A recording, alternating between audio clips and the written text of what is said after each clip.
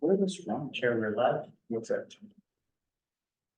Calls to order. It's accountability board, regular meeting, Wednesday, April 7th, 2024. This is a public notice to access this meeting remotely. It's Mac, iPad, iPhone, or Android device using this URL listed below. If you do not wish for your name to appear on the screen, use the drop-down menu to click on name to rename yourself or to be anonymous. To request to speak, use the raise hand icon on the screen. To do it by phone, dial 1-669-900-6833 and enter meeting ID 826-539-6072. If you wish to comment during the time portion of the agenda, press star 9 and wait to be recognized.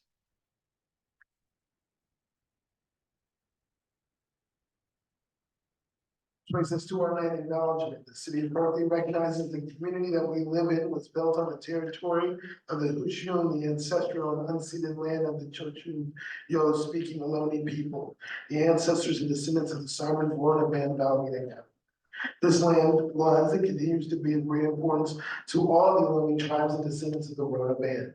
As we begin our meeting tonight, we acknowledge and honor the original inhabitants of Berkeley, the documented 5,000-year history of the vibrant community at the West Berkeley Shell Mound and the Ohlone people who continue to reside in the East Bay. We recognize that Berkeley's residents have and continue to benefit from the use and occupation of the unceded stolen land since the city of Berkeley's incorporation in 1878. As stewards of the laws regulating the city of Berkeley, it is not only vital that we recognize the history of this land, but also recognize the Ohlone people, our resident members, Berkeley and other East Bay communities to that. Which brings us to the agenda, item number 1, roll call.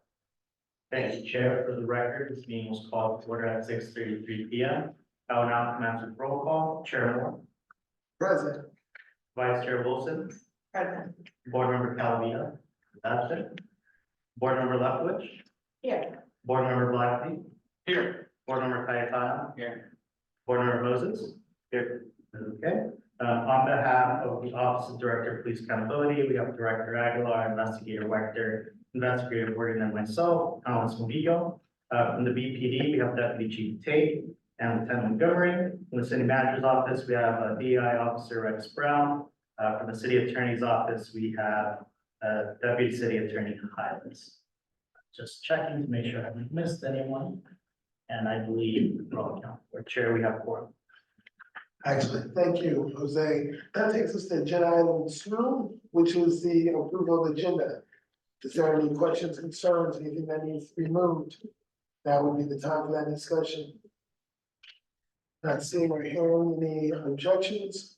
I know we approved the agenda. I second. All right, not seeing or hearing any objections. We're going to move forward to agenda item 3, public comments. We will now proceed to public comment. As a reminder, speakers are generally allotted up to 3 minutes, but maybe a lot less time if there are many speakers. They may comment on any matter within the board's jurisdiction at this time. I will start with those physically present. We do have a podium with a mic that we request that you push so that the audio gets captured. And then we'll be moving on to our virtual attendees. So with that said, are there any members of the public or physically present that would like to provide public comment?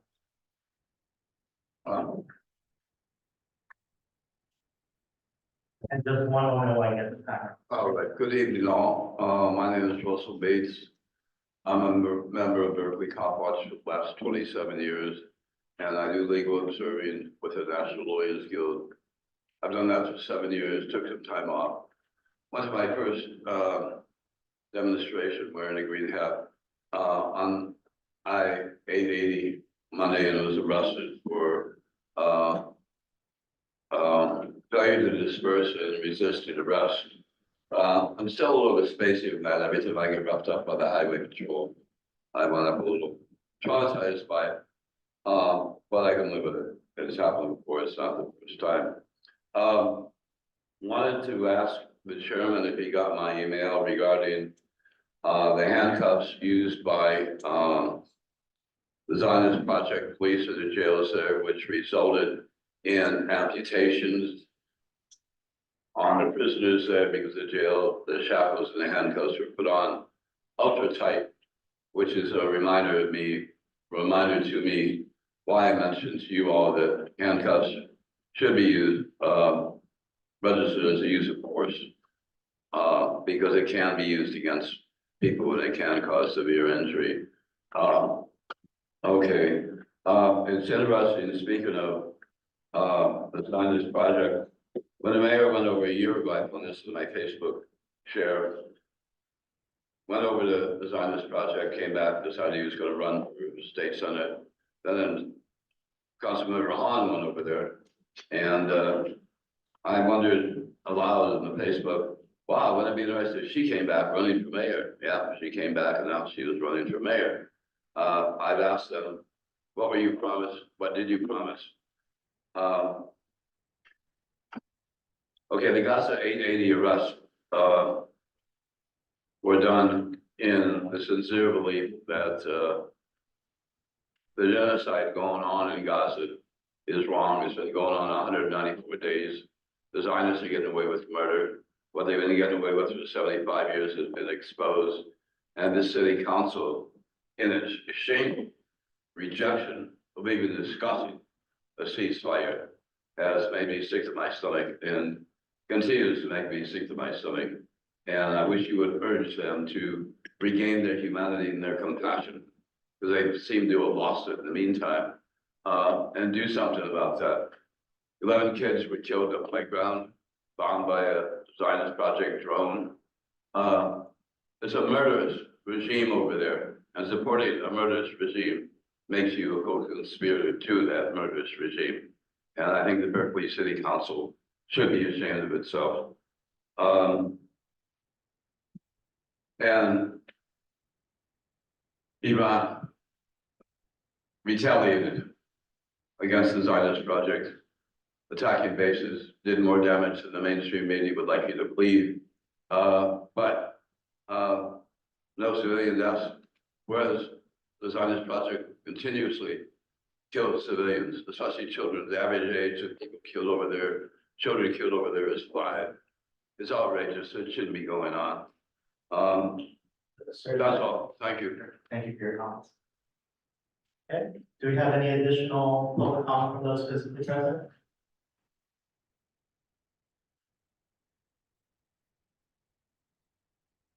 Is okay.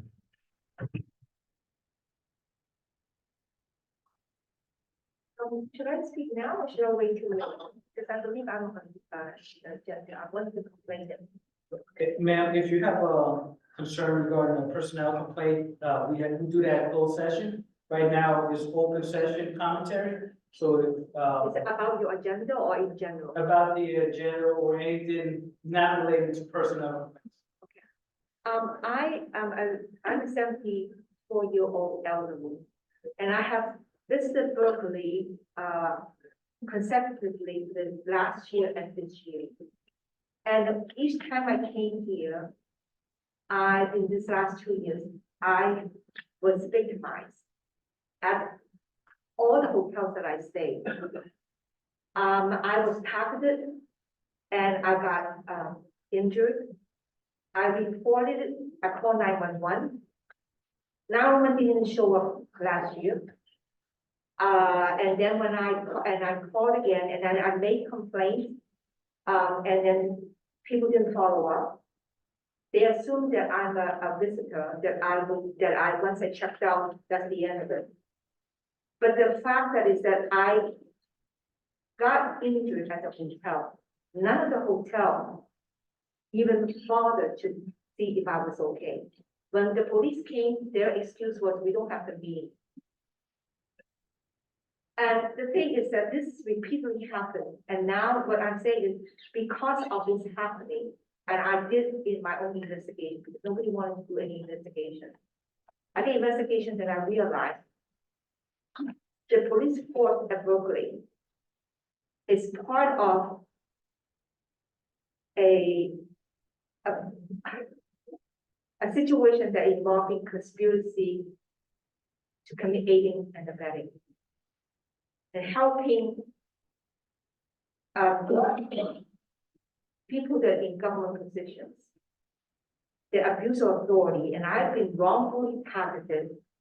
And when I realized I was the target of abuse of authority, and when I looked into that, and then once the people realized that I found out who was doing it to me, and they were desperately intensify the attack, and I have sustained substantial injury.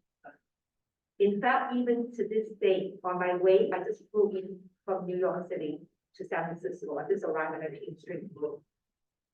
Throughout my entire trip, everywhere I went, I've been targeted. It doesn't matter whether hotels here or their Airbnb, only in those areas. And now they even got to the point they did it in the public. When I was on a public transit.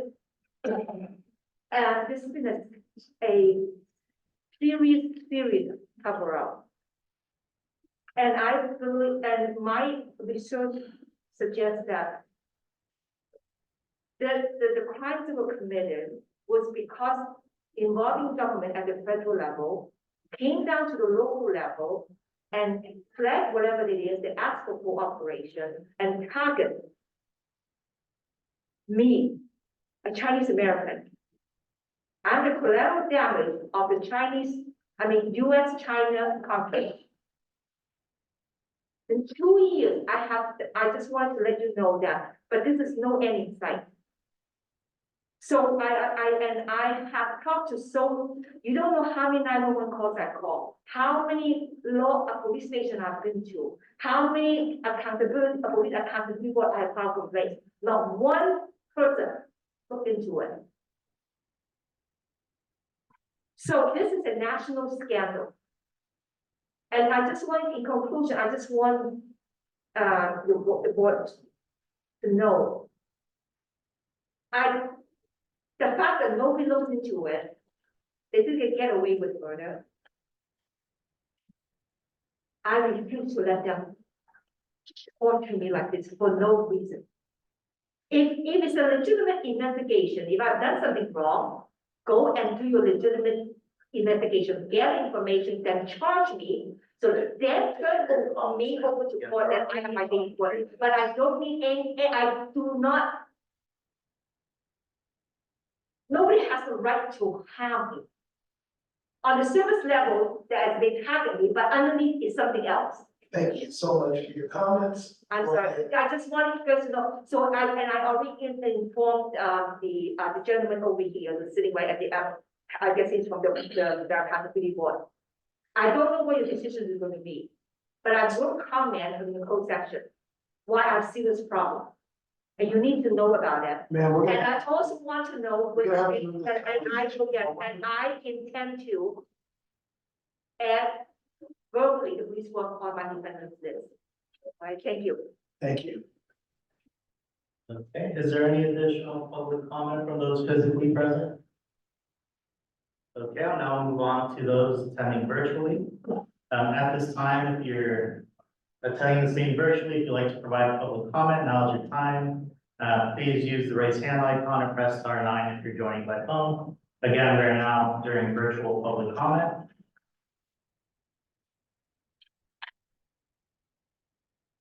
Chair, at this time, I do not see any hands raised. And that's in the hands raised. We'll move to agenda item number 4, approval of the minutes. Minutes for the regular meeting of March 27, 2024.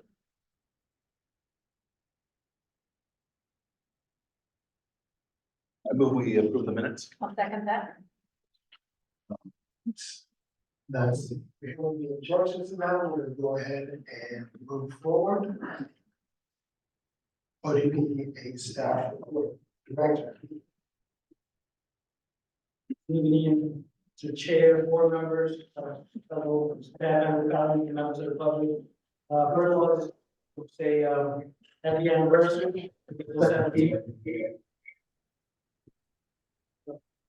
Hello? On April 17, 1973, the ordinance that established the PRC was passed, so we're 51 years into this program of civilian oversight. So just wanted to make sure that's remembered on the record. Thank you for the hard work that you all are doing. Really needs hard work. The staff updates that I wanted to provide, gentle reminders on webinars of interest. Tomorrow, there's one being hosted by Lexipol, is interpreted and understanding case law implications and police use of force. We can recirculate the link for that. I do believe they get recorded, so if you're unable to make it, there's an opportunity to review the video for that one. And there's two NACO webinars coming up. One is on April 23rd, next week, using data in collaboration to drive innovative change. And other webinar is on May 14th, investigating police surveillance technology. That will be done by the Director of Investigations for Electronic Frontier. And the one next week is by the founding Executive Director of Justice Innovation Lab. The other gentle reminder, we are budget season, and the council, when they return back, and will start, that will be one of the big items that they're reviewing. There is going to be a budget subcommittee meeting on 3 separate dates on May 8th, 9th, and 13th respectively. That's the Budget and Finance Policy Committee. I know that there's some items of interest by the different board members that we'll discuss tonight, so we can discuss a little bit more. We also put out a memo regarding some of the budget asks coming out of our office to support the board in our office.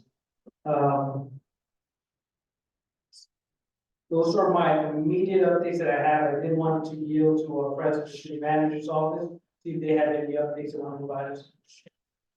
Thank you. Pleasure to be here with you.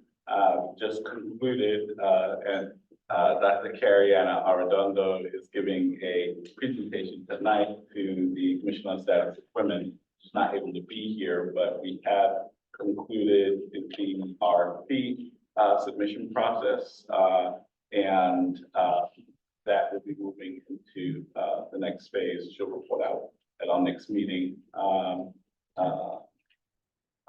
that, but not in specific, but just particulars of the next deadline. We are in the process of relocating, and that move is going well. Our staff just hired a new assistant, so that's going well additionally. So looking forward to reviewing more of the triennial report. Again, thank you for allowing us to participate and be present with you today. And I guess I should have told, turn this on.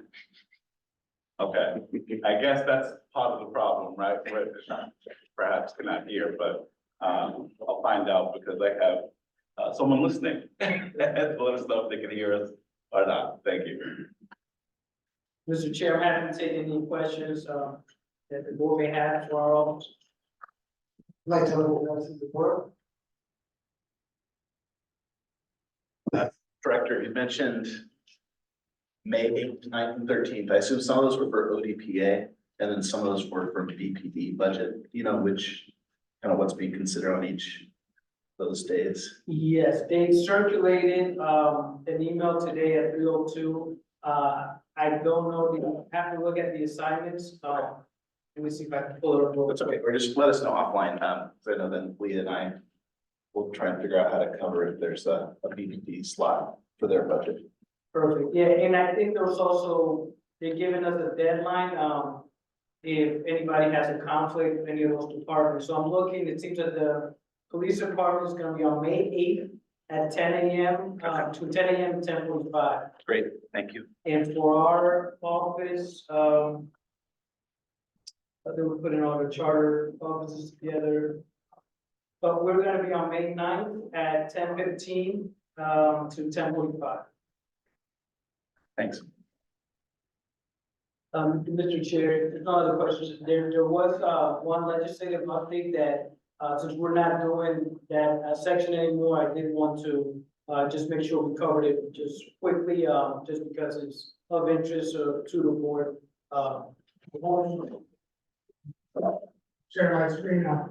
We're updating you on California Assembly Bill 2923, I put the Assembly's, bill summary up on the screen here. In summary, the bill that directly addresses personnel complaints. It raises the standard in which people make complaints, or file allegations of misconduct against police officers to be charged for.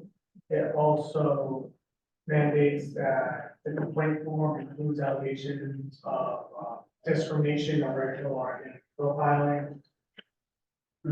And also it puts obligations for personnel conduct found during false complaints to be investigated. That's a quick summary. It's currently in committee and it'll be heard at the next committee meeting on April 23rd.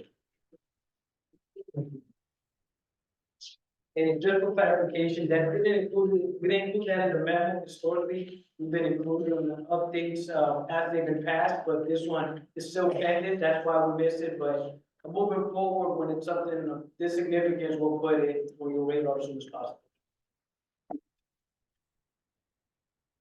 Excellent. Any questions? Is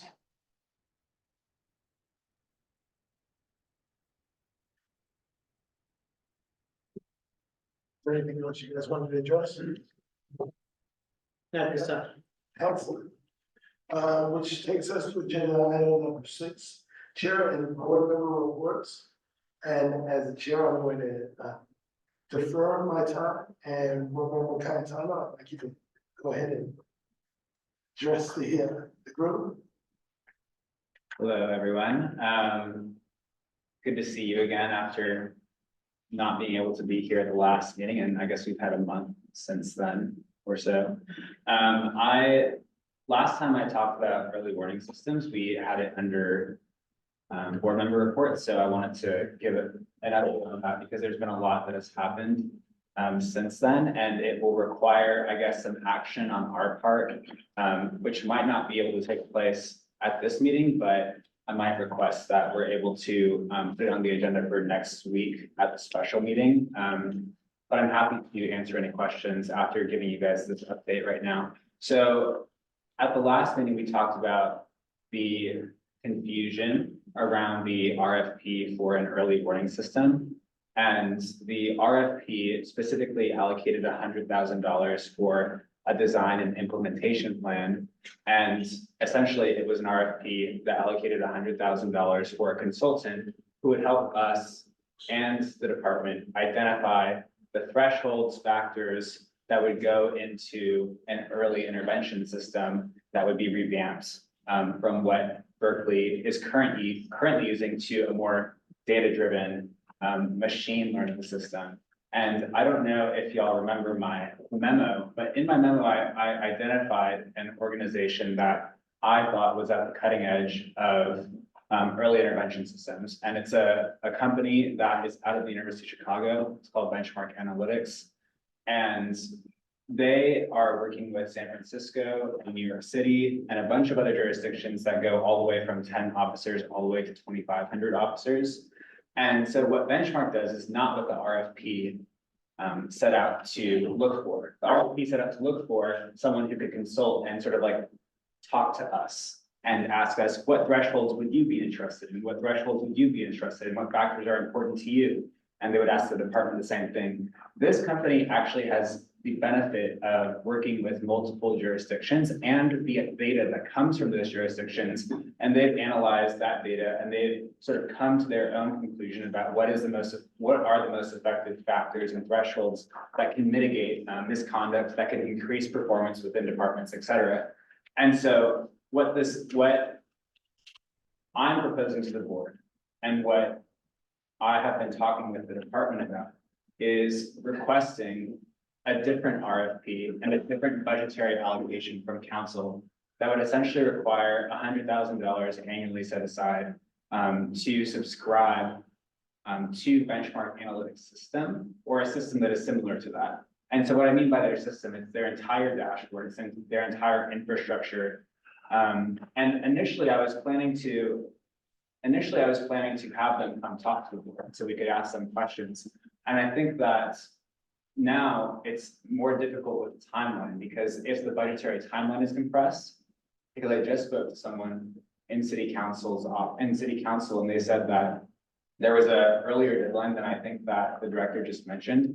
And so I would like to vote on it and have a discussion on it next week, without their presence. But if the board thinks that we need their presence here to talk to them about what they're offering to the department and what our recommendation should be, to the council, whether we want to recommend this budgetary allocation, for an early intervention system, then I can reach out to them and see if they'll be available, but.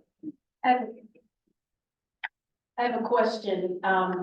Just working with other jurisdictions with the state, they have a sole source rule where generally they don't want to just pick someone, you know, they want to put it out to multiple groups. So I know you're suggesting that this group is really outstanding, working with a lot of jurisdictions, and I don't know how this works in Berkeley, but my guess is there pushback about us recommending, you know, a sole source. So just to clarify, the recommendation that I suggest that we make to council is not specifically for that company, but it's for all the specific platform that company offers, and then to solicit through an RFP, you know, them and their competitors.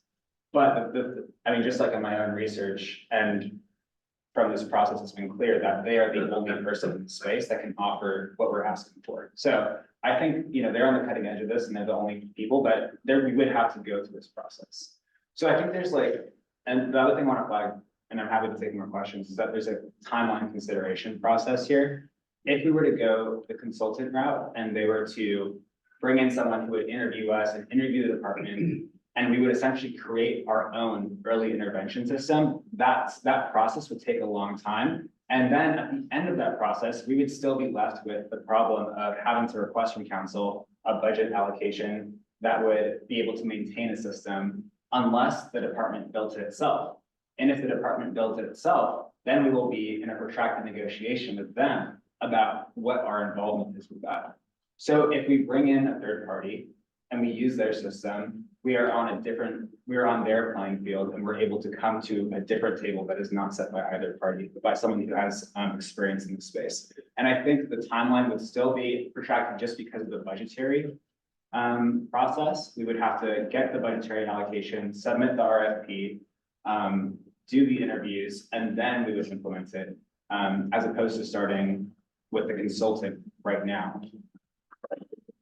So happy to answer more questions. So just to clarify understanding, the service that you've identified is a platform or a tool that would be in addition to the consulting work that we currently have an RFP out for. So that it's not just the tool, it's not just the platform. They have built the platform and we would subscribe. They would be the provider, but they also carry all the expertise, the institutional knowledge and research that has gone into identifying the different factors that would be relevant to identifying outliers within departments, and not only that, but also the intervention process that are most effective at correcting those before it becomes actionable misconduct. And so they don't just provide the data, they provide, you know, the support, you know, the personnel, the sort of like the ability to work with us and take what are Berkeley's priorities and put that within the system. I mean, like, this is the type of system we're interested in. Yeah. Sort of it's an out of the box, ready to go, as opposed to building from the ground up. So is the question, we either say, let's not pursue the consultant and instead consider this organization or anybody else that can fulfill this need directly, or is it let's continue with the consultant and expect that maybe the recommendations consultants we were discussing. I'm just guessing for financials, if the city is going to be one of the Yeah, I think that the option is they do it in-house, or we recommend to council that they take that they take this recommendation and the department's recommendation to use the system from a going forward basis. But I would really like anyone on the budget committee, especially Brent, because we talked about this offline about the timeline for what a request would look like. And whether the board would feel confident in making that request to council, because it does, it would be formal, It would be a formal request. I guess the other request is this should come from BPD or come from us, right? Like, It would be from both of us. And You've already been, the department is supportive of it. yes, it would be both of us and yeah, I think it's more, you know, or else, I mean, it would be more like, can the department put it in their budget request? It's a fluid process. We've seen the latest iteration. That's a very broad bucket. If they support this, can they just move it into the request as it is? And that's a question for them. I don't exactly know where they are, how fluid it is. I believe so. I believe we're in the process where we can still. Okay. Because there's there's what actually goes in the BPD's budget.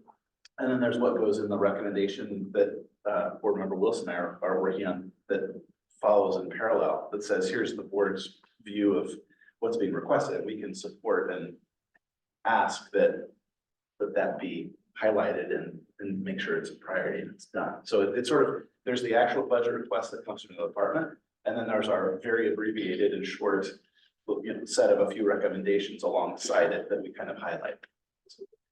so when would that recommendation come from budget committee? We're starting to draft. We were just talking about, either this next meeting, the special meeting, or the first meeting in May. Like one of our, like, we'll have something. Again, it's not gonna be long because we don't have the time or ability to sort of, it's gonna be a couple of pages. It's not gonna be a long thing. Just to, highlight a few things about the process and the budget itself. So, we're gonna have either the special meeting or the meeting following. So that it gets into that process, because May is as we heard earlier, May is the big consideration timeline for budget. So my recommendation would be, if PPD wants it, have the chief work with the, move it up through that chain of command and ask that be included in the negotiations with the city manager. And then we can make a parallel suggestion and our recommendation. That would be how I would probably do it. Leah, I don't know if that makes sense to you. It does, but I guess I'm just trying to understand, there's already 100,000 allocated for one purpose, and you want to redirect it for something else, and it's up 100,000 one time, and you want to make it 100,000 on both. Yes. Okay. forgot what I was gonna say. I'm sure it wasn't that brilliant. Well, actually, this is where I want to take this. I think there's enough discussion here right now to justify us agendizing this for our special meeting. It falls under our deadline that we need to go ahead and decide if this is something we want to do, let's do it quickly. And so if there was a motion from someone from the board to say, let's agendize this for the special meeting, we can really get to it. And real quick, go ahead, I've got one. Sure, I mean, I would say, if necessary, for sure, although I haven't heard anybody object to the concept. I mean, it seems like generally speaking, everybody's in line with board member Cayetano's recommendation. Is that true? Yeah, and I think like the informal thing is go ahead and through the process you're working, encourage the department, like we have no control over what they put in their budget, encourage that they do that. Like, we don't have to agenda, say, encourage them to do that if that's a priority. And then we can work on our parallel document. I think that, sorry, last thing, I think that they're ready to. I think they want to know if we're okay with the timeline of the implementation, because I was kind of pressing them on, not having it go another year. And so, Great. I mean, I think that this has a clear end zone, as opposed to the other process, which would go on forever. So I feel confident recommending it to the board, and I hope that the board accepts my recommendation. And is there an opportunity for us to have someone from Benchmark or another organization? Maybe do a 15-minute presentation? Yes, definitely, and I think the question would be, do we want that next week? Do we want that in May? And how does that align with the budget process? And I think that it would be totally separate from the RFP that would be sent out later. I think that we just would want to know what an early warning system does and what their sort of approach to it is. And we would be able to ask them questions as industry experts in this space. So I think that would be the question of next week or in May. And I think I could get them for May, but I'm not sure about next week. Well, I guess what my thought is, one, in terms of the agenda for next week, we are gonna have on the agenda, even if we don't have the report prepared, we need to have on the agenda just an update on our initial observations on the budget. Yep. So I think it would be part of that. I'm not necessarily sure it needs to be agenda separately, but if it does, they should be like in tandem on the agenda. And then in terms of this presentation, in my mind, you're our liaison on this, right? This is what you're recommending and the department is recommending. So I'm not feeling like we need to have this presentation like right away. I think at some point it would be great for us to become better educated on the EWS, but it might even be more valuable to us once they're on board, they're working and like, this is what it's gonna look like. So for my 2 cents, I don't need them to present to help us decide if we want to support it or anything like that. That's my take. I agree with that. I mean, the idea of, taking board member Cayetano's research in his discovery of the company that he backs with a ready-to-go solution, as opposed to trying to build it on our own from scratch as an organization over Lord knows how long, far more interested in the out of the box. Especially since the department's on board. To me, Yeah, that's right. key. They're on board. I will say it took a little bit of convincing, but, you know, I compare it to having to cook a dinner at home. I'm not a good chef. I can get by the groceries. We can know what we want, but it's gonna take me a long time to figure out how to cook a good meal versus going out to a restaurant. It's gonna be, you're gonna know what you get.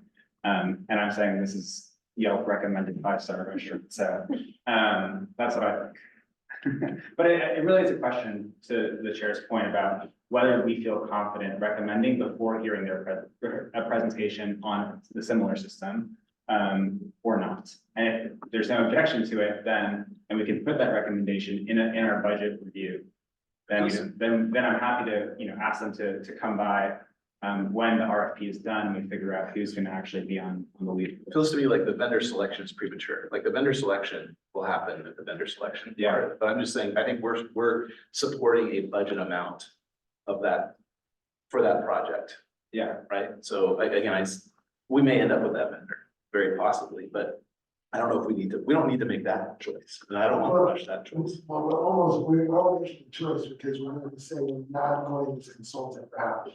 Fair, right, but I guess what we're saying is, but we're, you know, to board member Which's point, we're putting out an RFP, saying this is what we want, who can provide us the service?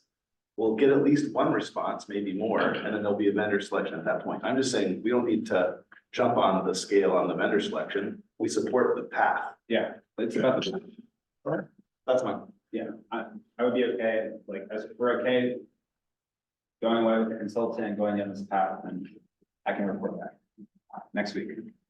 Excellent. So everybody's comfortable? Are there any other board member reports at this time? Okay, so that is going to take us to agenda item number 7, which is Chief of Police report. Good evening, everyone. I'm here tonight to provide the chief's report. I'd like to start with a quick staffing note. We continue to make progress in the areas of hiring and field training, but we've continued to experience the same challenges other agencies are with recruiting efforts. To that end, we've begun exploring contracting with a talent recruiting consultant firm that specializes in law enforcement recruiting and retention. We recognize the competitive landscape for recruiting qualified candidates has become. It's more intense, and we're going to continue to seek applicants from the desired blend of diversity, skills, integrity, and dedication to serving our community. With that said, we're currently at 153 sworn officers of the authorized 181. Of those, 3 are in the field training program and 5 are in the police academy. We do have 1 officer who we recently made a conditional job offer to. We've had some unfortunate news regarding our dispatchers who are in the training program, and that is that we had 2 resign. This leaves us with 10 public safety dispatchers in training, and we currently have 15 fully trained dispatchers out of our authorized strength of 36.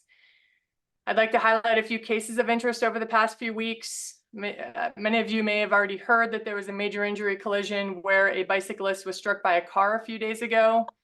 Citizens started calling BPD reporting a traffic collision at San Pablo and Dwight on the 14th just before 11 a.m. First officer on scene located a man suffering from a severe leg injury and immediately began addressing the wound. Luckily, that officer is specially trained in tactical emergency medical support and was quick to apply a tourniquet. He was supported in his life-saving efforts by a citizen on scene who had extensive medical backgrounds. The Berkeley Fire Department personnel arrived and worked to extricate the victim before transporting him to a local hospital. The collision investigation is currently being conducted by members of our traffic bureau who commonly handle major traffic collisions. A few shootings I'd like to discuss. One occurred in the 1800 block of Walnut. On March 31st, about 3 in the morning, a victim observed two suspects trying to steal his vehicle.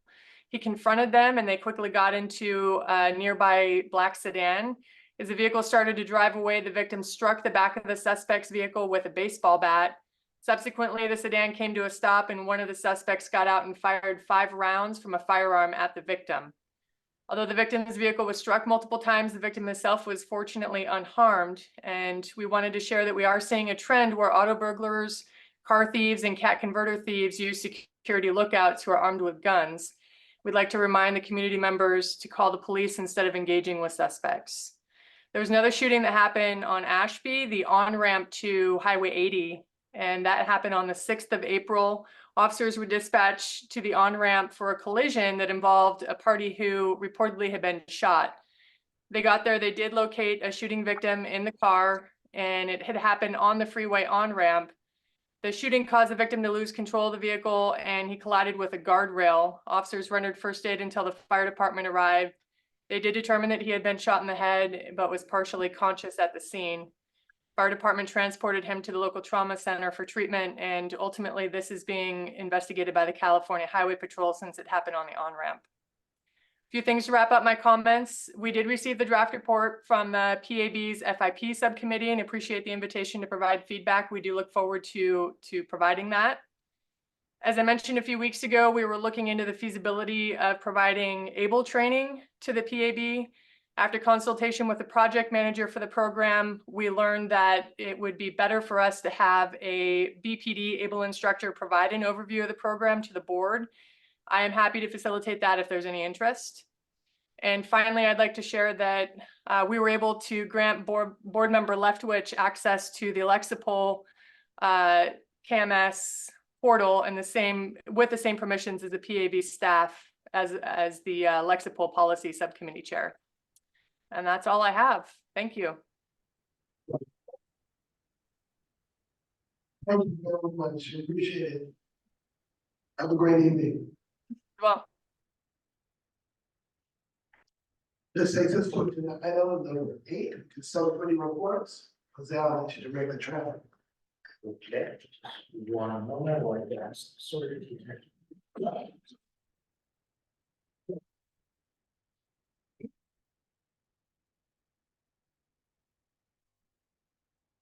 Okay, as we accustomed to, I'll now go through the order of the subcommittees. If you have a report, please let me know when I call a subcommittee name. The regulation subcommittee. No report. Okay.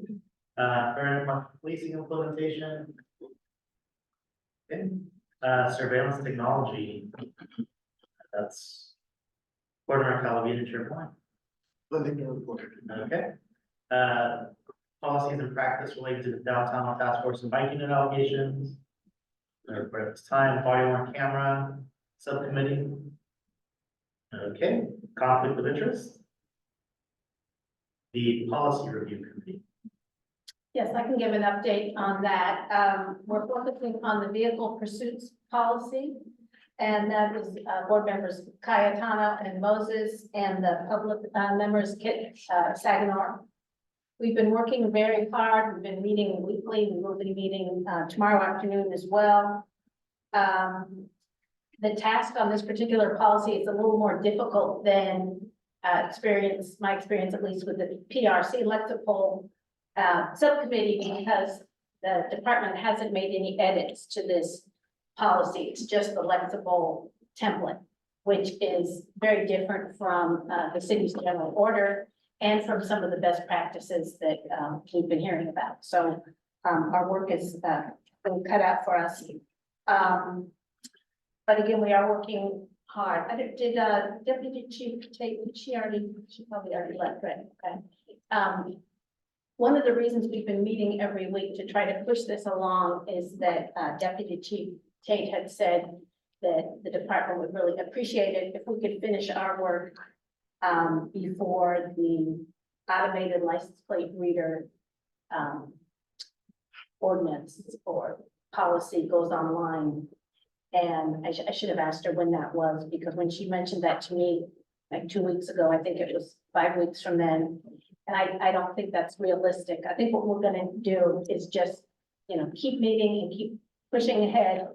And then our plan is to, once our subcommittee has our recommendations, meet with someone from the department and get their feedback.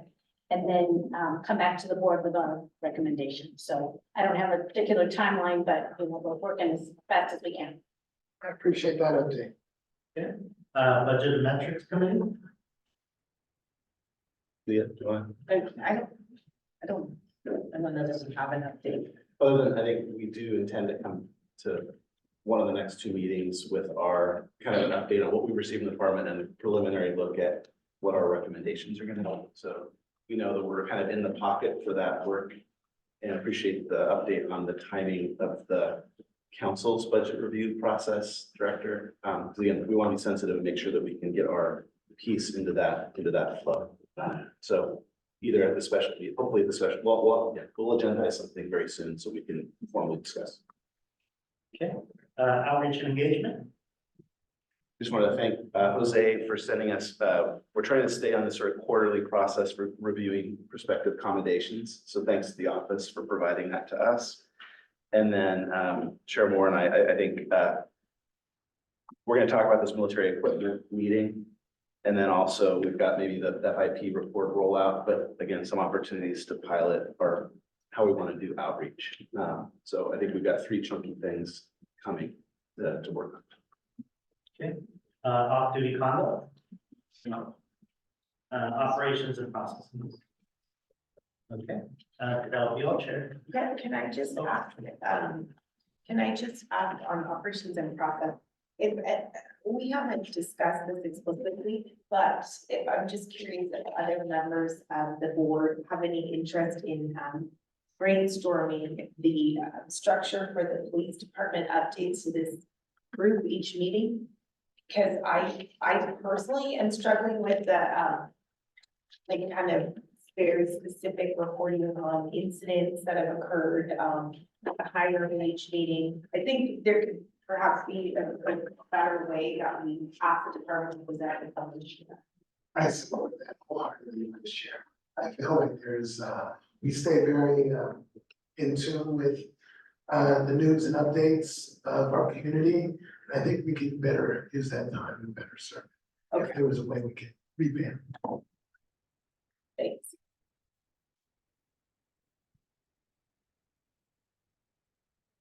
Would you like to agendize that for discussion? No, we'll fold that into the operations and process. Okay. Thank you. So that takes us to agenda item number 9, which is new business. And before we start new business board, I want us to really take a look at these allotted times. We have a long closed session ahead of us, so I want us to be efficient, almost surgical with our discussion here. We gotta talk about it, let's talk about it. If we don't, let's move ahead. That being said, I'm gonna pass that over to the office. Board members, this is the updated report. We received very helpful feedback. We believe we incorporated all of the suggestions. If there are any lingering issues, then this will be your opportunity to discuss it. But we hope that we are reflecting the wishes of the board fully and both the vice chair and board member Moses, who provided us feedback in the past a couple of weeks. Yeah, I do have several comments and I'll try to be quick about them. First, just some minor suggestions. I would recommend a universal check for capitalization on a handful of words because the report isn't consistent on that front about the word city manager, city charter, member II, city attorney, and police chief. I also noticed that the pagination doesn't match the table of contents, unless that's something that's gonna be changed, but it doesn't currently match. On page 6, I think I had commented on this last time that this letter references the year 2022 several times, but this is the triennial report, so the references to 2022 should be tweaked. For example, the second paragraph. I think it should say the 2021-2022 time period rather than the 2022 year. And I understand that this letter was written a few years ago, but we should update it. And then one substantive comment in the third paragraph, the last sentence references our regulations. And I would just like to strengthen that a bit and say in 2022, the PAB completed and presented, so make clear it was then. And then I'd like a sentence that says something like, unfortunately, the leading confer process has been subject to significant delays and the regulations have not yet been submitted to the city council for approval. We do mention that later on in the report, but I think it's important, this is the first page of what the reader is going to be seeing, to include that there. Few other things on page 9, the third bullet talks about overstrain and understaffing. And the second sentence says, this impacted many of its operations and activities, including the ongoing finalization of regulations. And maybe someone can remind me, but my recollection is that it wasn't staffing. I mean, we worked really hard on the regulations. So. Talking about the change with Julie, or with, Director Lee, yes. Yeah. The Director Lee leaving and then us, the hiring process. Yeah, I guess I'm not sure that impacted the regulations, but, just a thought. On page 10, we have our recommendations. And again, maybe it's just because I look at it as, partially my baby, but we have 5. Number 5 is finalize the regulations for handling complaints. I would love to see that moved up, maybe to number 2, just I give it more priority. Because we are really hamstrung until we get those finalized.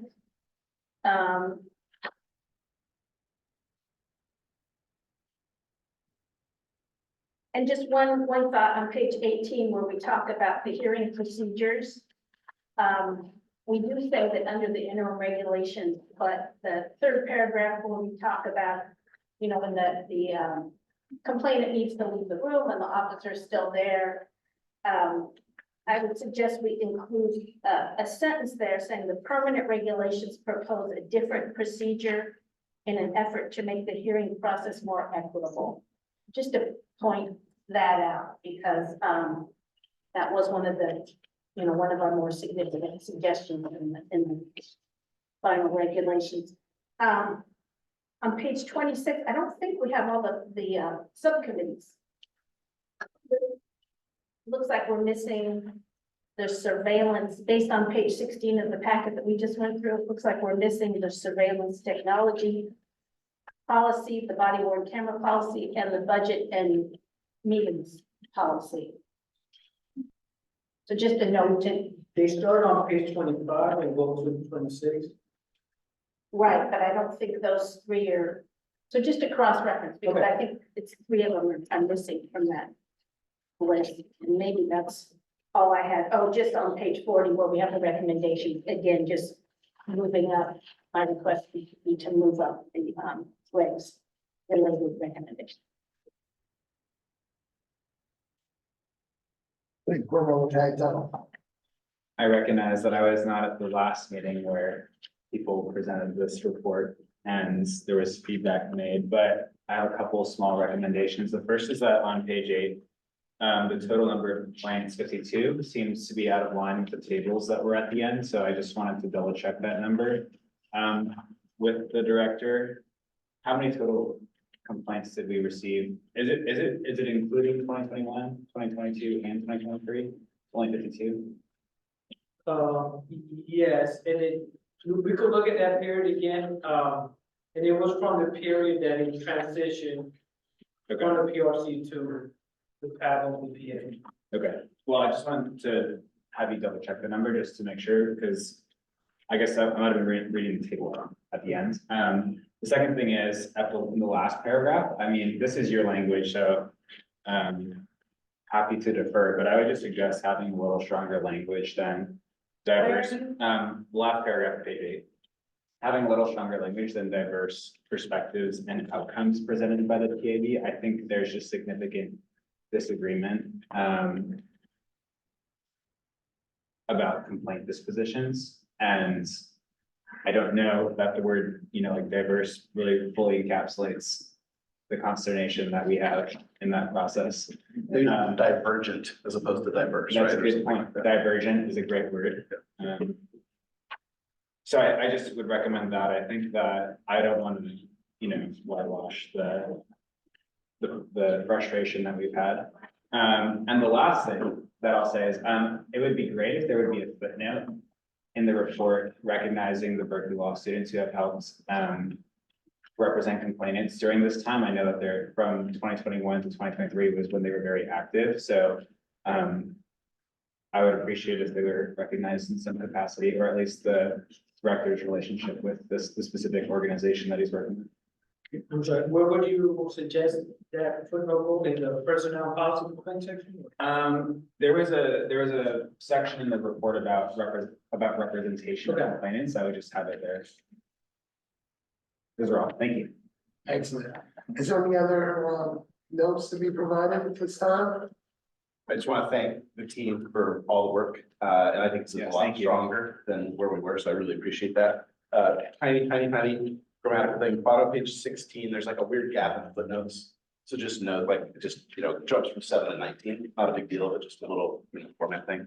And then on page 9, I agree, this goes to what Board Member Cayetano in key observation number 1.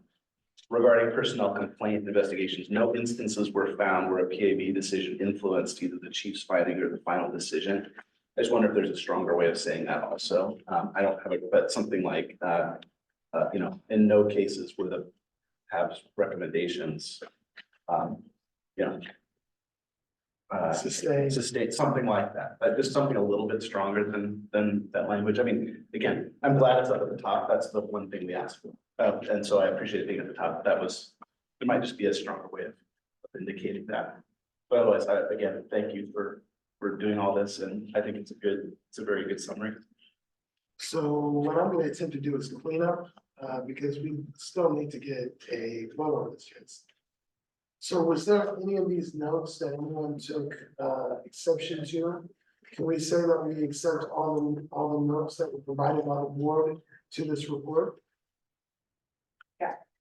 I just would like to make a comment first. I really want to appreciate and acknowledge all your hard work, and I know that I'm sure I, in particular, was driving you crazy. And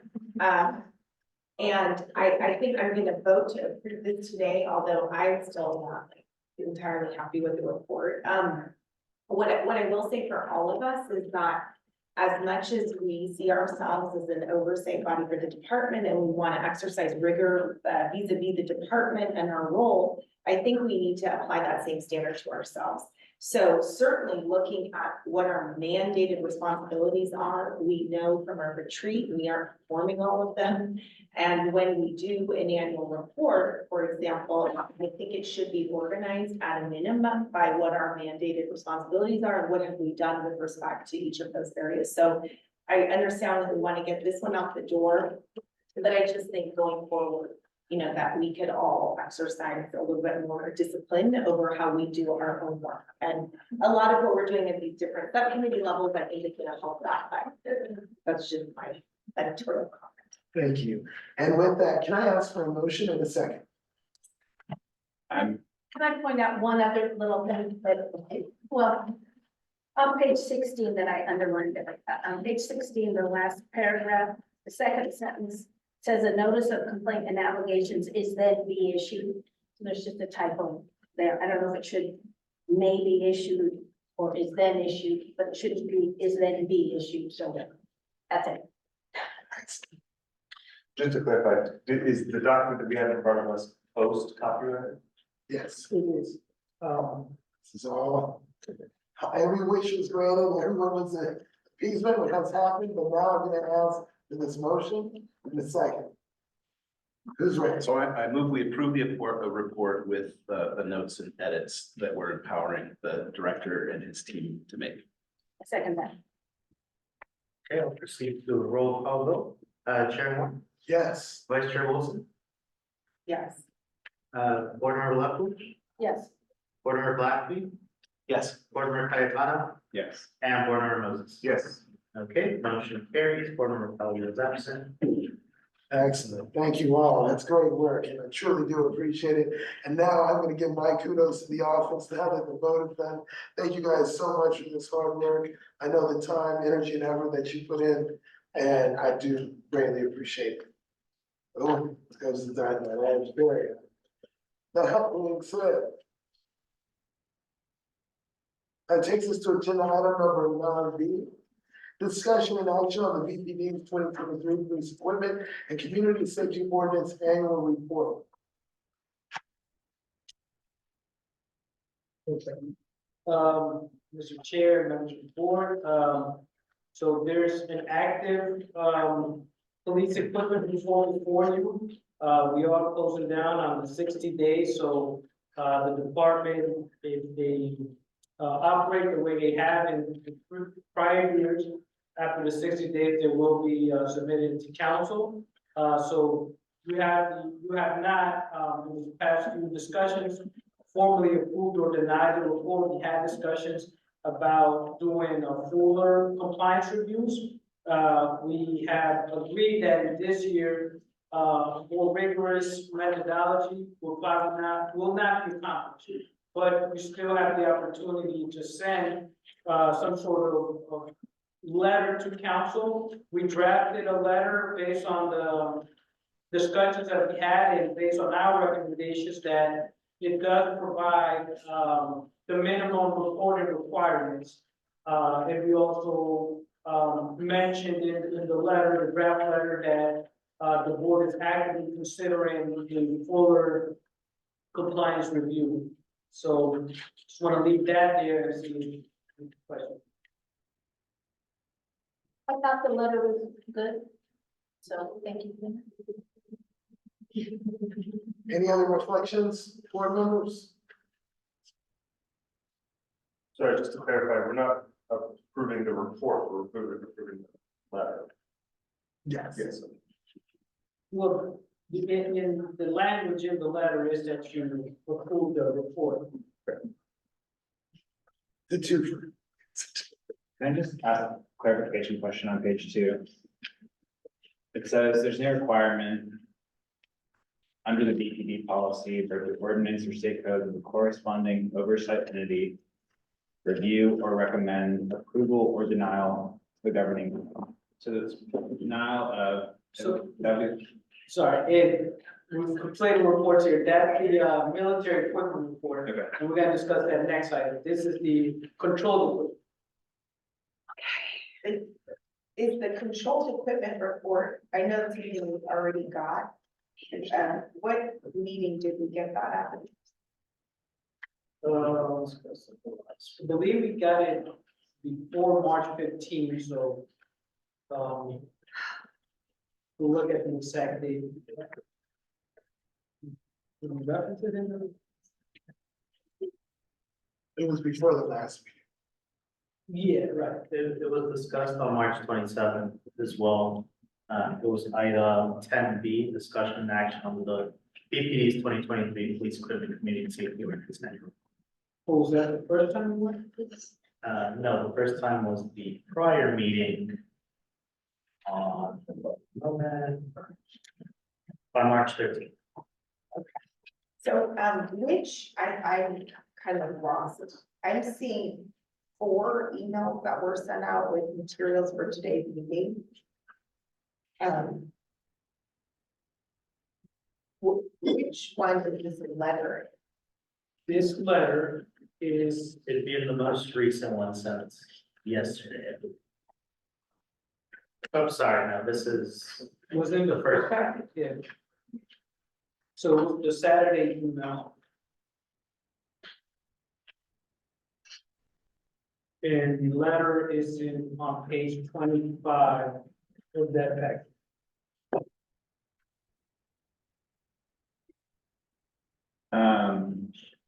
Do you have a follow-up, or board member Wilson, or? No, my follow-up is, I love to see a different way of dealing with these materials. It was insane. Go ahead, we're gonna work out that. Yeah, I was also confused, obviously. I still think this stems from the conversation we had at our annual retreat, right? About the language in the ordinance and qualitative review of individual instances, is that right? Correct. I still would like, a little stronger language about, instead of saying something like, it also contemplated a more qualitative review, to change that to, it also required a more qualitative review, or something that, I don't know. I don't want to cede territory that before it's asked of us. And I think that, I personally think that the language of the ordinance does envision qualitative review. And so I would like, if people Does agree, it that- requires it? I don't know if requires the right word, but I think it empowers, it empowers the qualitative. It It's does, required and we don't do it, then. that's true. I think empowers us to engage in a qualitative review might be the right language, but I just think that contemplates is a little, not indirect. So if people agree with that, but this is the same point that I brought up at the retreat. Any thoughts from the board?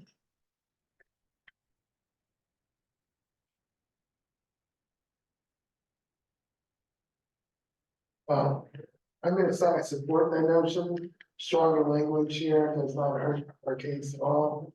And if empowers or requires or recognizes, whichever one of those you guys are comfortable on lands with, I support.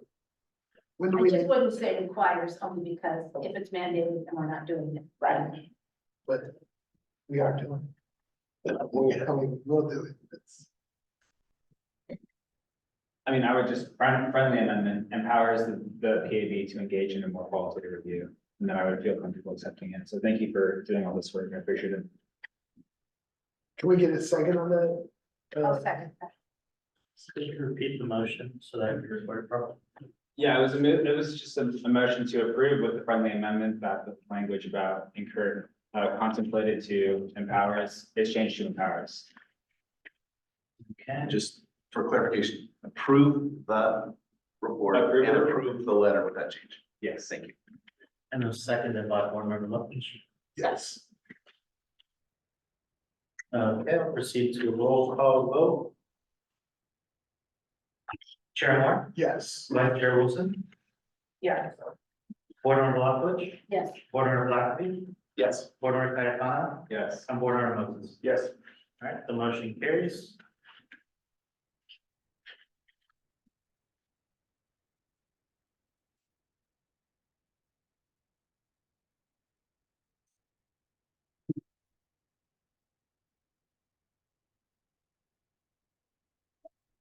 So do we want to go ahead into the next discussion? Yes, and now we're talking about the military equipment. We have not received it yet from the department. I don't know if we have an update from Lieutenant Montgomery. Okay, last we received it around the summer, around July, I believe. So I'm not sure. I can ask for an update. Okay. But, so I wanted to start there, clarify that we have not received it. The other thing is that, there is no specific ordinance like the patrol equipment. But there is a state law, AB 481, and there's also the corresponding, general order, BPD policy 709, that includes language about that process. So the reason we brought this memo before you, in anticipation of that report being provided to the board and potentially reviewing it, there's language there in both the policy and the state law that requires a meeting And, this came to our attention recently because there was a PRA request where a community member or a member of the public requested the minutes for the community engagement meeting, when it was the last report was presented and there were no responsive documents. And in getting, clarification from, the department, we have come to the understanding that it seems that part of, the process of bringing it to the board is, I guess, a part of that community engagement. So our office was, recognizing that opportunity to streamline that community engagement meeting. And we presented to you a potential, framework of how to have that community engagement meeting, when that report comes before you, so the community can be engaged in a meaningful way, because we certainly didn't do this last week. Has everyone had a chance to look over the proposal? Love to hear your thoughts. And Mr. Chair, and for the rest of the board, it's not something that you have to decide on now, so we're just introducing it, getting ahead of it. Appreciate it. I'd just like some clarification under the bill, the corresponding statute, the department is required to have a community meeting, right? Correct. Not, we aren't required. No, we're not, but because we're, the oversight body, and because the department has traditionally given it to us, or the one other report that's been done, they have engaged you already in that process. So if we want to be engaged as a body, it might be a good idea to do it more strategically and, in a more robust way. Okay. I guess my take on it is, if you think this is, a good use of staff time and our time, then we could do this. I feel like this is a very, specific, like a highly detailed and structured agenda that we certainly wouldn't like impose on the department if they were responsible for having a meeting. So I guess I'm just a little confused about why we are dictating this meeting in this way. Because the department could have the meeting, and then what we get is the report, including the meeting and the feedback received at the meeting, right? The department structures this meeting any way they want to. That's another option, right? Correct. Yeah, so I guess it's just a decision for the board to make. And it's a down the road kind of thing, right? This is plenty of time to discuss, see how we want to approach this. Yes, and Mr. Chair, we did receive an, form before the meeting, we received an email from a member of the community that also expressed, some, commentary about the military equipment report, and if it's okay, we just want to put it in the record. Normally, when we receive, emails from members of the public, we would include them in the packet if we receive them before the packet is produced. So what we'll do with this meeting, we'll introduce it in the record here and put it in the minutes.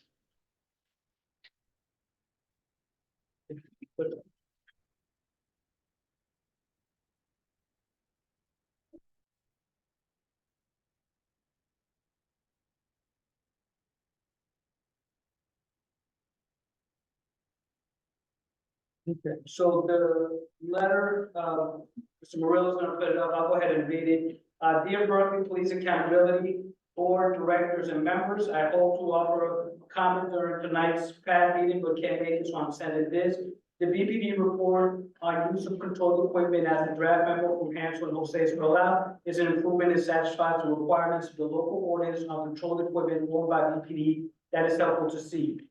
At the same time, the report raises some questions. First, in addition to Berkeley's ordinance, state law AB 481 also has requirements for reporting on and engaging the community regarding the use of military equipment, which is defined slightly different in the state law. So, for example, AB 481 requires the annual use report to be posted in an accessible manner on the BPD website. It also requires BPD to hold a community engagement meeting within 30 days of posting for members of the public to express concerns and ask questions. Such a community engagement meeting could be done under the auspices of the PAB. However, to fulfill the law, it should not be Brown acted. That is, it should allow community members to receive responses to questions or concerns. I have not been able to locate BPD's annual report in compliance with AB 481, which could be very similar to or possibly combined with its report in compliance with PMC section 2.100.050. Their BPD report also raises some questions about the department's use of the equipment, which merit exploring apart from nothing compliant with the ordinance and law. Between the report on 2022 and this report on 2023, the stock of CS tear gas canisters increased from 204 to 300 despite no uses in a local prohibition on its use in protest. Why would that be? Similarly, the stock of OC spray canisters has increased from 190 to 203 despite only 2 uses during the year. Flashbangs inventory increased from 50 to 110 with only 5 deployments. On the other hand, the number of .50 caliber rifle bullets decreased from 520 to 50 despite no deployments. Caliber is an extraordinary weapon. .50 caliber is an extraordinary weapon which can fire accurately at a mile and down helicopters. The reduction in inventory suggests that BPD is either training with it intensively, which raises its own questions about the department's priorities, or its record keeping is faulty, which raises questions about the overall accuracy of the report. I hope you will raise these questions at your earliest opportunity. These ordinances are not just technical requirements to check boxes, but should help the community explore what standards for uses of militarized gear are occurring. Thank you, Best. John Lindsay Poland. You need the name again? John Lindsay Poland, California Healing Justice.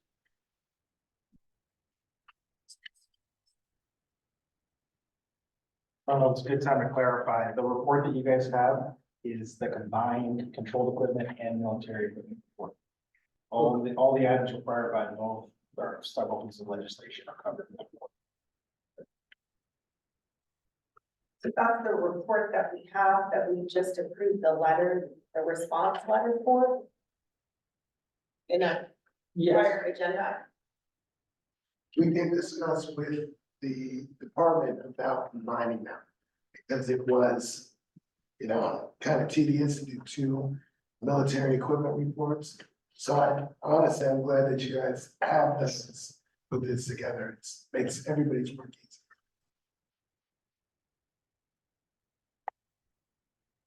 So what is it, only made that to you? So we are, No, it's not me.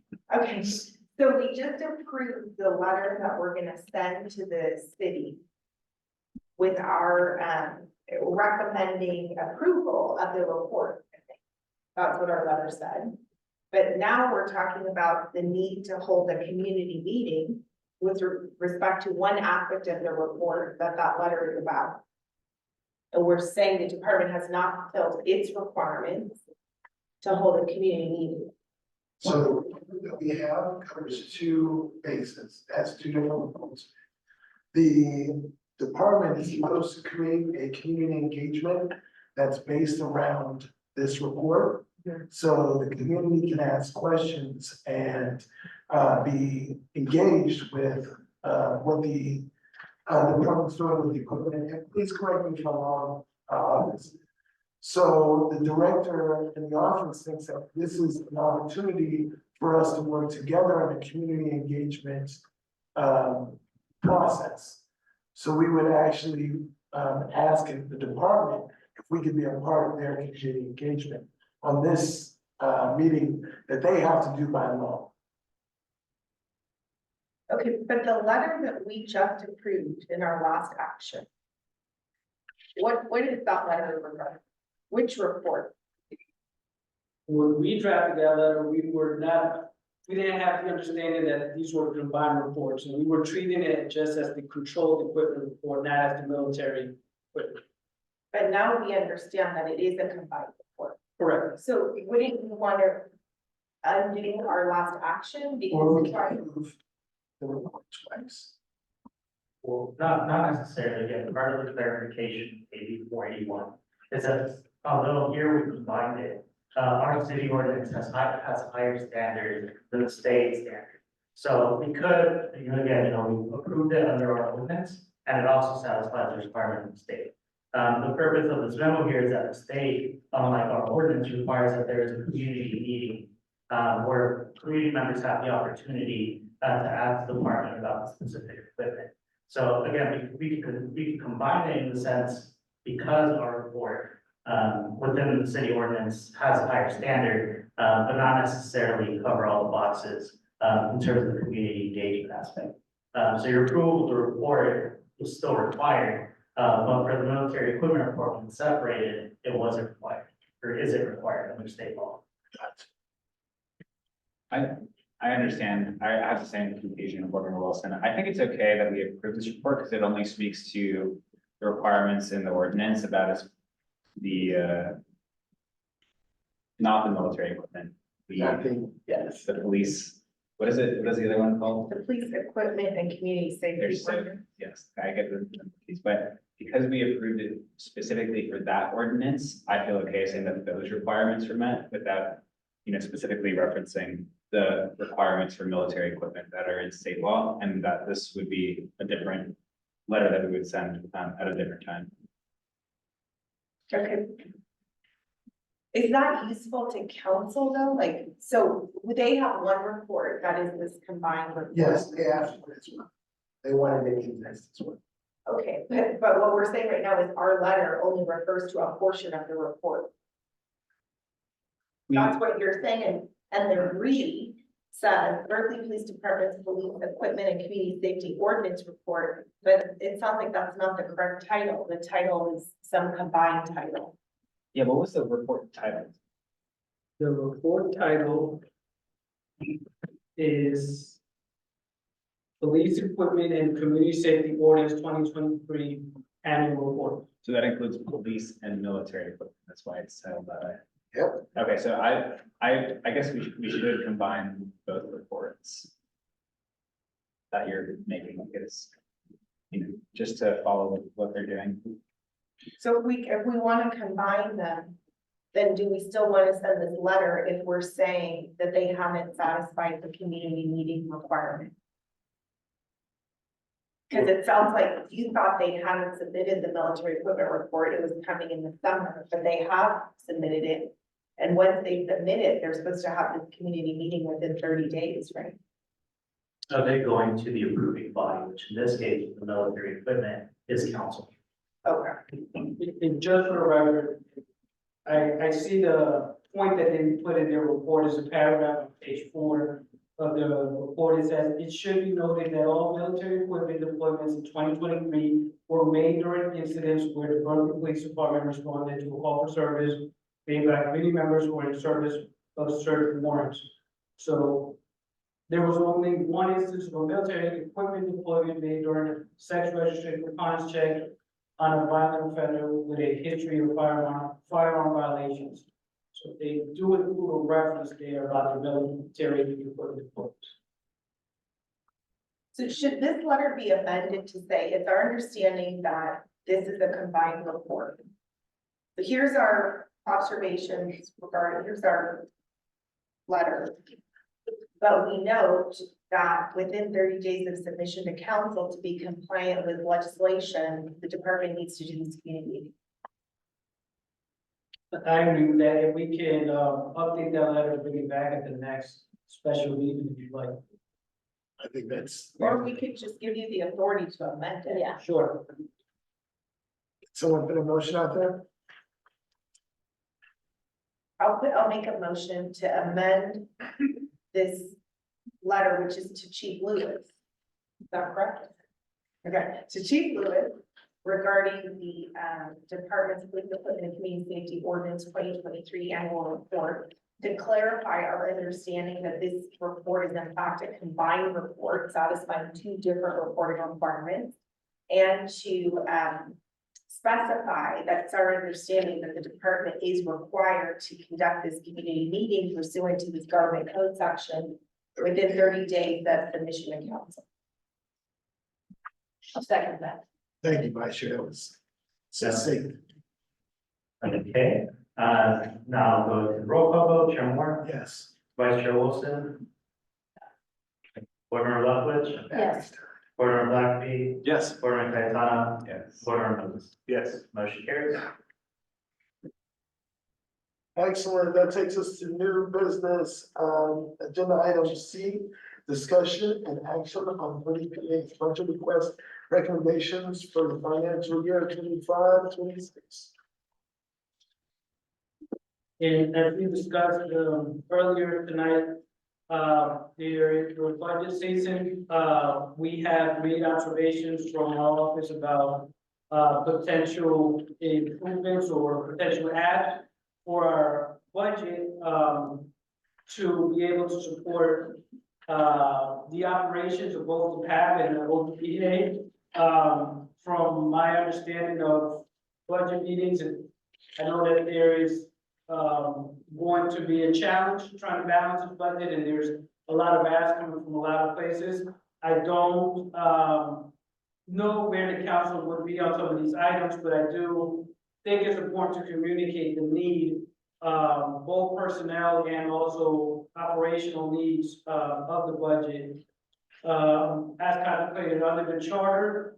And one of the things that has been helpful and is that we have a lot of vacancies, staff vacancies in this period. So we haven't struggled so much, but once we fill those vacancies, the budget that's been provided to our office is mostly for personnel salary and benefits. So we do need some adjustment at the very least on the operational side to be able to support the programs of the office and board.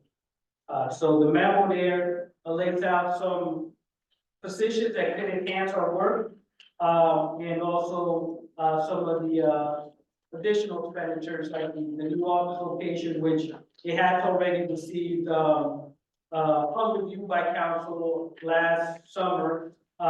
We just have been in the process of finalizing the logistics, working with IT, the public works department personnel to get to the place where we move to the permanent location.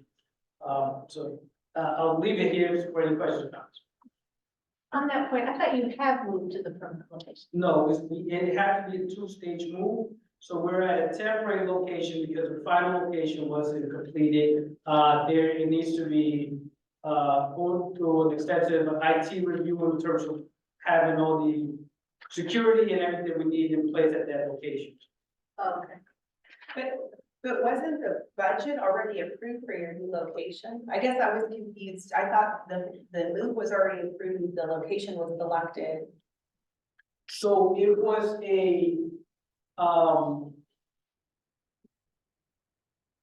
because of when the request came in, it was an adjustment to the budget, but it was still part of the prior annual process.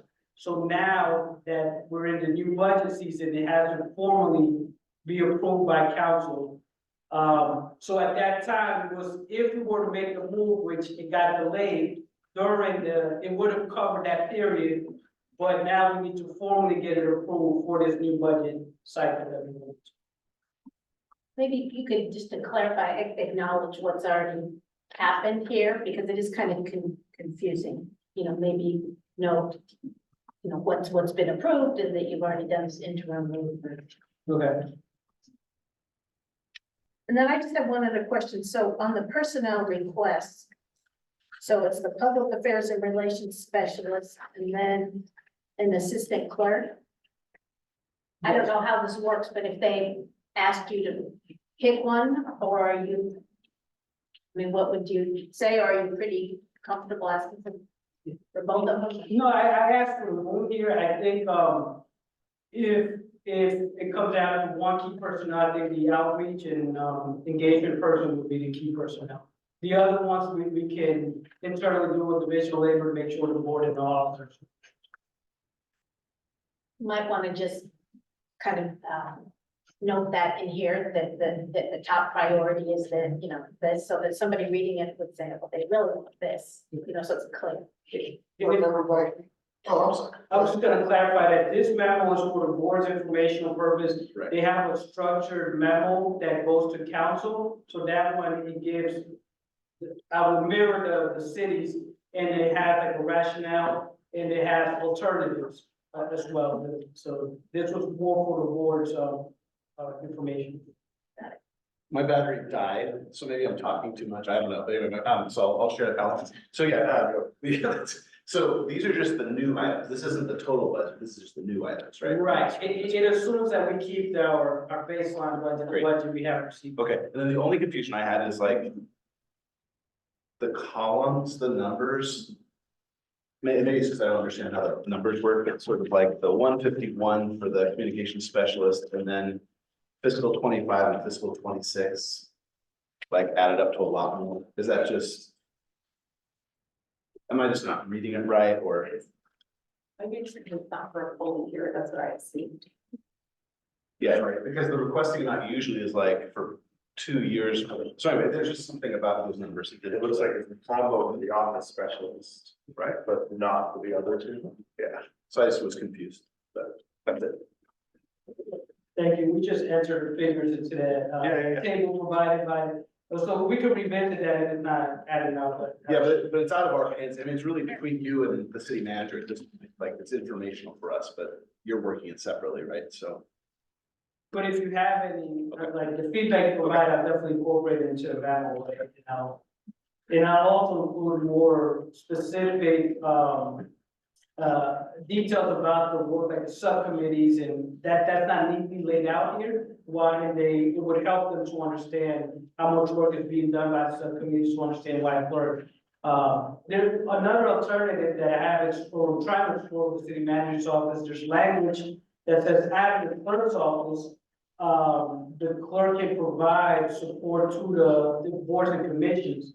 So, but that's by approval of the city manager. So if they were to give us funding, they might want to give more funding to the city clerk's office, excuse me, and then assign a clerk for the meetings and so forth.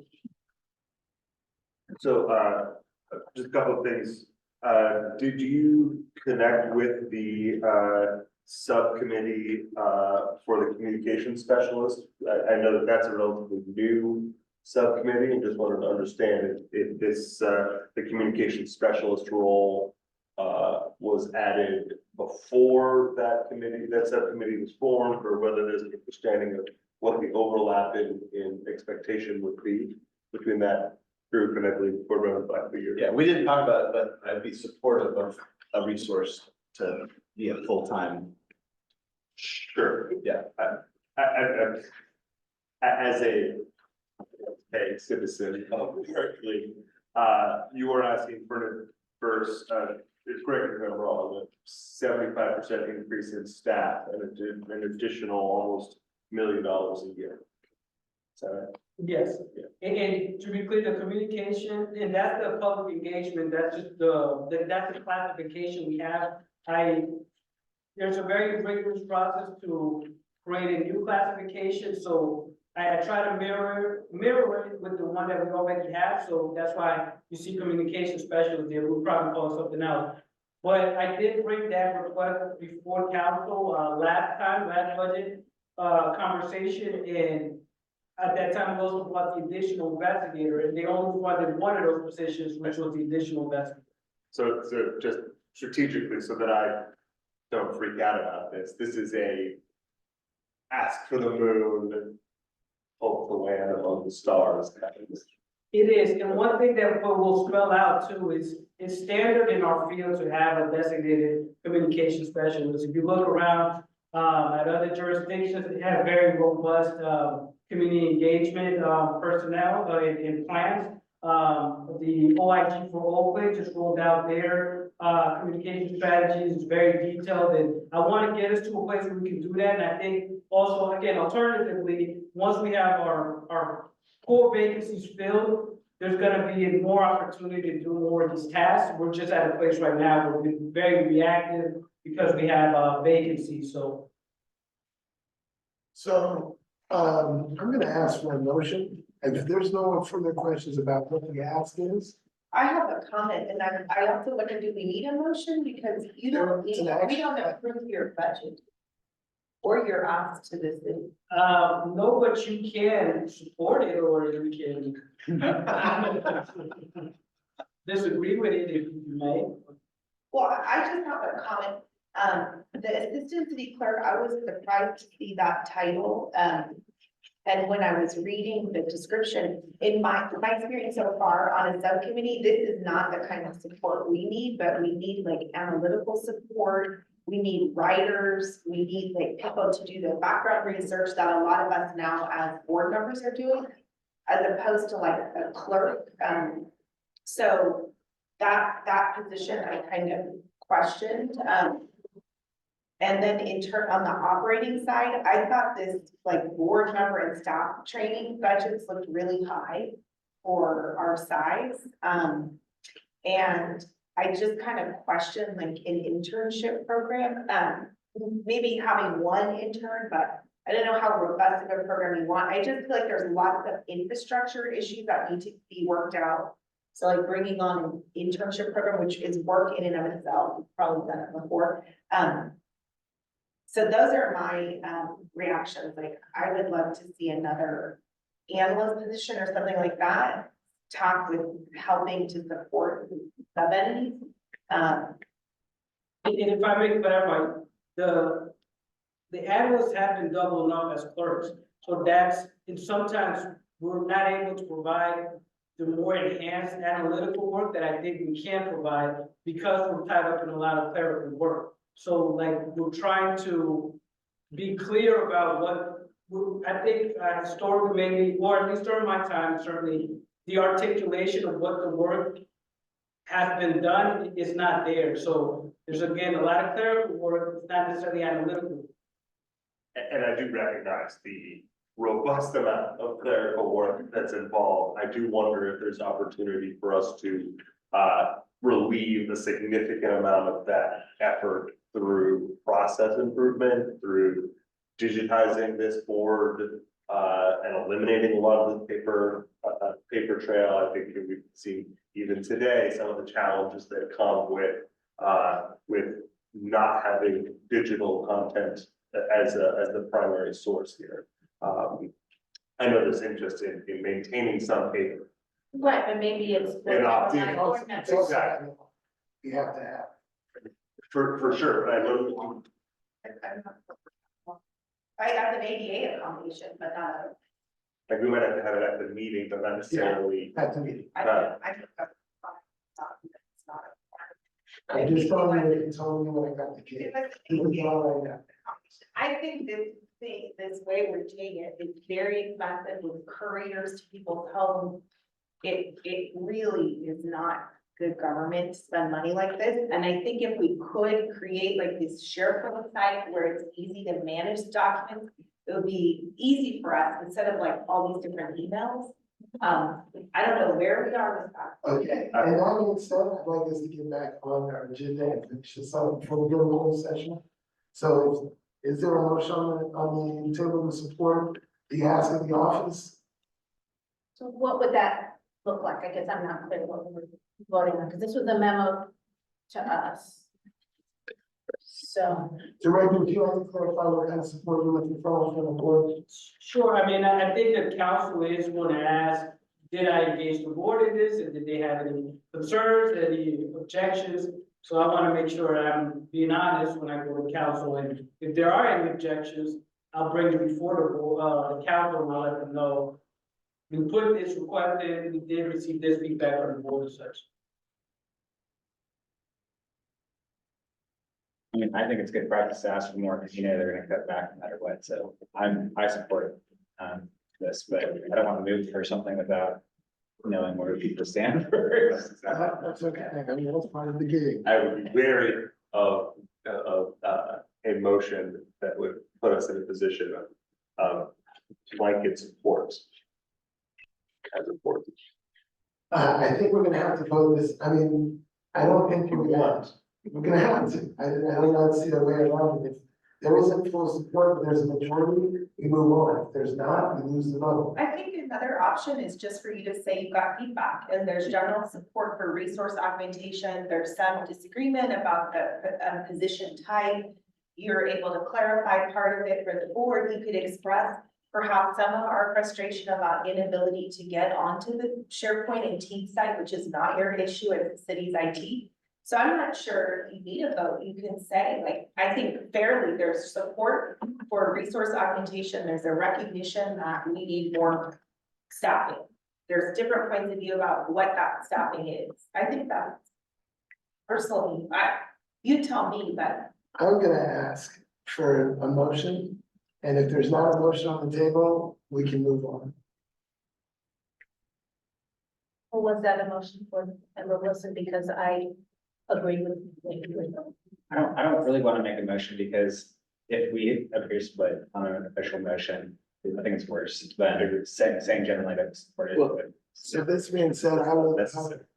I was gonna say, that if the motion is not, I approve everything on this document, but the sense of the team is that we support additional resources to help, like, if we're supportive of the intent, but not the specifics. I mean, you tell me, Boardman Wilson, but that's where I. no, we're supportive of these.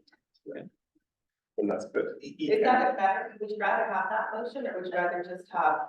The sense of the It's meeting. up to you how you want to communicate. I just want to go before council and say I did engage the board and they decided whatever they did or they said whatever. More like, we didn't do a line item by line item review of your proposal, but we support the ask for more resources to help you carry out your mission in the way that that we see fit. And if you want, so I would move that we support the director's request for additional support, budget support in the upcoming cycle. How is that different than? Because I'm not supporting a specific plan. I'm sort of saying we support his intent to go to the city manager and enter negotiations for more resources for the coming 2-year cycle. So anyway, I'll make that motion and then whatever happens.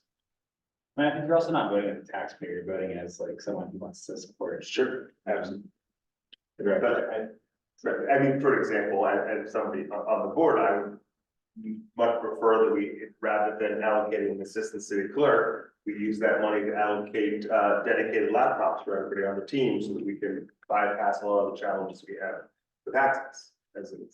It seems, again, the logistics of things, that we have contemplated money for that with the salary savings.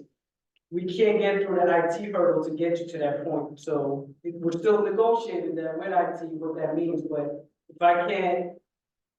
Everybody has city council, but we don't have the VPN access yet, which is necessary to use the laptop, so we're still working on that, but we have money for laptop. I'm gonna second Board Member Blackaby's motion on the floor.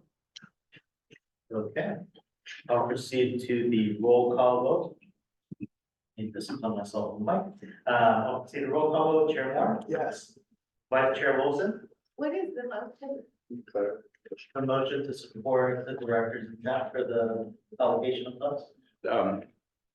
To ask for more resources in the upcoming cycle. Augment resources to Board Member Wilson's, to augment resources in the upcoming budget cycle. But not to comment specifically on the line items on this page. Okay, I second that, or yes. Okay. What are those parts of the motion are? Board Member Leftwich, Yes. Board Member Blackaby, Yes. Board Member Cayetano, Yes. and Board Member Moses. Yes. Motion carries. This takes us to agenda item number 10, which is public comment. Okay. I will now proceed to public comment. Moment. As a reminder, speakers are generally allotted up to 3 minutes, but maybe a lot less time if there are many speakers. You may comment on any matter within the board's jurisdiction at this time. As always, I'll start with those physically present first before moving on to virtual public comment. At this time, are there any speakers who are present here and would like to provide public comment? just for clarification, although personnel matters are within the board's jurisdiction, we don't take public comment on personnel matters during the public comment section. Okay. I don't see any hands, so I'll now proceed to our virtual attendees. Our first speaker is Moni Law. One moment, as I grant you permission to speak. You have been granted permission to speak, and there's a timer for 3 minutes on the screen. I'm on the record now. Are we starting? Yes. Oh, good evening, commissioners. Thank you for the quick moment here. I just had a couple of thoughts and reflections. I wanted to express concern with respect to the prior vote on passing a budget of sorts, carte blanche, with a blank check of sorts, to say that in concept it's approved, but there's some very detailed questions that were being posed by one of the board members, which I appreciated, as to the content of that budget, the meaning of the positions that are tasked for various positions to help your board that are needed and necessary. And I think that merits more exploration. Secondly, I don't think part of the letter from Mr. Poland was read, and maybe I missed what was being read, but I have specific concerns with respect to what he shared from the fuller letter that I saw. AB 481 is a state law with specific requirements for community engagement to review the use of military equipment. And there are a couple of things he pointed out that perhaps, I assume all of you have read the military equipment report, but maybe not, but he read it to find things such as there were 204 up to 300 uses of, I think that was the flashbangs. There were more canisters used of OC spray, and there were quite a few bullets that were discharged, even though there was only one deployment. 50 caliber rifle bullets decreased from 520 down to 50. And so the question is there like not very good record keeping of what's in stock, or was there really excessive training with a lot of bullets being shot during training exercises? So some of these questions with respect to the use of tear gas as well, when tear gas has been actually banned in the city of Berkeley. Why was that also down to major reduction of the stockpile of the tear gas? So if you could look at those details, I'd really appreciate your consideration of the details and the facts with respect to both budget, military equipment, etc. Thank you for your time of service. That's it. Thank you for your comments. At this time, are there any additional speakers who would like to provide public comment? Chair, at this time, I see no additional hands raised over Zoom. This will take us to agenda item number 11, closed session. I have votes now. There, we're now live. It's now a closed session, and to state the business of closed session, we agreed with the findings of the Office of the ODPA unanimously on all cases reviewed. And that takes us to adjournment. I have a motion, please. I don't adjourn. Second. Thank you all. I'm just curious, why did I come back in? We wanted you to formally hear we allowed the members of the public to hear this decision. We will